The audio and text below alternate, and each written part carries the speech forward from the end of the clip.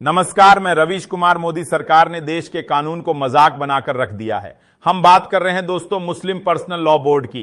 जी हां, मुस्लिम personal law board ने लोगों से अपील किया कि मोदी सरकार जो कि बहुत जल्दी वक्त संशोधन बिल पर 6 जून से जो पोर्टल शुरू होने वाला है उसके खिलाफ लोगों से अपील की है।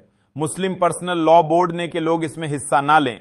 यह मामला सुप्रीम कोर्ट में लंबित है, बस फैसला आने की देर है।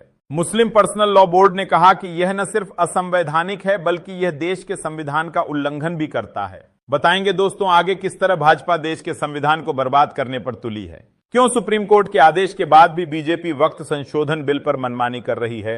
इससे पहले हम वीडियो में आगे बढ़े आपसे एक छोटी सी अपील करना चाहता हूं। हमारे नए चैनल को सब्सक्राइब करें और हां, वीडियो को लाइक करना ना भूलें।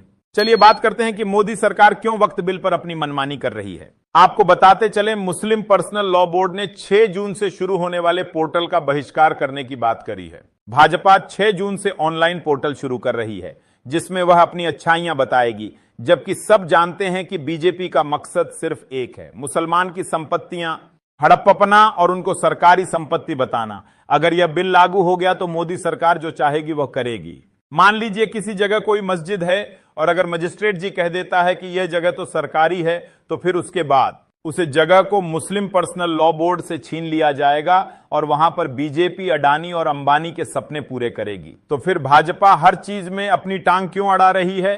क्योंकि बीजेपी का मकसद साफ है। वह ना ही देश के संविधान को मनाना चाहती है, ना ही वह सुप्रीम कोर्ट को मानती है और ना ही वह हिंदू मुसलमान को कुछ समझती है। सिर्फ राजनीति के लिए मुसलमान से बदले लिए जाते हैं, जबकि बीजेपी हिंदू भाइयों की भी नहीं है। कई ऐसे मंदिर हैं जिस पर भाजपा ने रात के अंधेरे में बुलडोजर चलाए, लेकिन आज वह अंधभक्त खुश हो रहे हैं जिन्हें लगता है कि यह तो बहुत अच्छा हो रहा है, अब मुसलमान की संपत्तियां सरकार की होगी। कौन सी मस्जिद की जगह सरकार की है या फिर कौन से मदरसे की जगह सरकार की है, यह सब कुछ सरकार ही तय करेगी। वक्त बिल न सिर्फ मुसलमान को परेशान करने का एक तरीका है बल्कि बीजेपी के लिए यह एक हथियार है मुसलमानों की संपत्ति उनसे लेने का। अगर यह बिल इतना ही अच्छा है तो फिर भाजपा ने मंदिर की कम्युनिटी में क्यों मुसलमानों को नहीं डाला?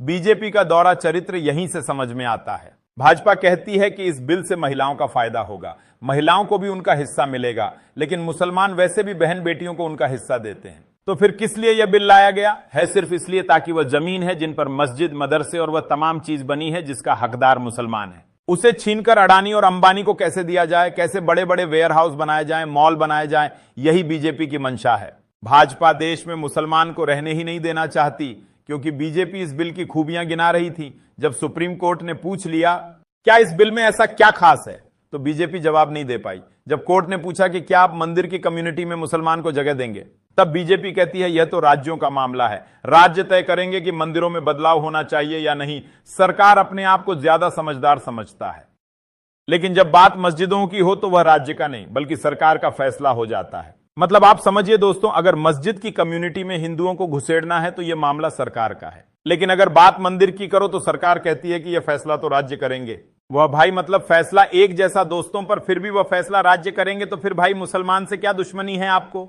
उनके बिल में क्या आप बदलाव करना चाहते हैं? जब तुषार मेहता से पूछ लिया कोर्ट ने कि बताइए इस बिल को कैसे हम जो है संवैधानिक मान लें जबकि यह असंवैधानिक है, तो भारतीय जनता पार्टी के वकील तुषार मेहता जो कि सरकार की तरफ से पेश हुए थे, वह सुप्रीम कोर्ट में इस पर एक भी दलील नहीं दे पाए, जबकि कपिल सिब्बल और मनु सिंघवी ने बीजेपी की धज्जियां उड़ा दी। कोर्ट में उन्होंने कहा कि मुसलमान से उनका अधिकार सीखने का एक प्रयास है। कल को ऐसी कोई भी आएगा और रहेगा कि यहां पर तो मस्जिद नहीं कुछ और था तो सरकार के देगी, ये जमीन तो सरकार की है, फिर आप क्या करेंगे?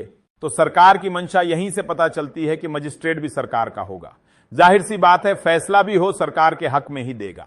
फिर आखिरकार सरकार अपने आप को महान क्यों बताती है? क्योंकि मोदी सरकार अच्छे से जानती है कि देश में सिर्फ एक ही राजनीति चल सकती है और वह हिंदू मुसलमान। कैसे मुसलमान को परेशान करें, यही सरकार दिन भर सोचती रहती है ताकि देश में हिंदू मुसलमान का परेशान मुसलमान हो, उसकी भरपूर वोट मिले और सरकार का फायदा हो। इससे पहले भी कई सरकार आए, लेकिन किसी सरकार ने देश के संविधान को खत्म करने की कोशिश नहीं की। लेकिन मोदी सरकार सुप्रीम कोर्ट के फैसले का इंतजार भी नहीं कर सकती। वह यह जो पोर्टल शुरू कर रही है उसे इसका एक ही मकसद है कि वह किसी तरीके से इस बिल को सही ठहरा है और इस बिल को लागू करे। यह वही सरकार है जिसने किसानों को 1 साल तक सड़कों पर बैठाया और अंत तक यह उसे बिल को सही कहती रही। लेकिन जब किसान ने हार नहीं मानी तब सरकार को अपना फैसला वापस लेना पड़ा। यह सरकार कहती थी कि चाहे कुछ भी हो जाए हम किसान बिल वापस नहीं लेंगे, लेकिन अंत में जीत किसकी ही हुई और मोदी सरकार को वह फैसला वापस लेना पड़ा। आज बस जजमेंट आने की देर है, पता चल जाएगा कि कोर्ट ने क्या फैसला किया है। क्या कोर्ट संविधान के खिलाफ जाएगा या फिर बाबा साहब अंबेडकर के लिखे संविधान की रक्षा करेगा, यह तो आने वाला वक्त ही बताएगा। फिलहाल वीडियो अच्छा लगे तो लाइक करें और रवीश न्यूज को सब्सक्राइब करें। हम आपसे मिलेंगे अगले वीडियो में, तब तक के लिए धन्यवाद।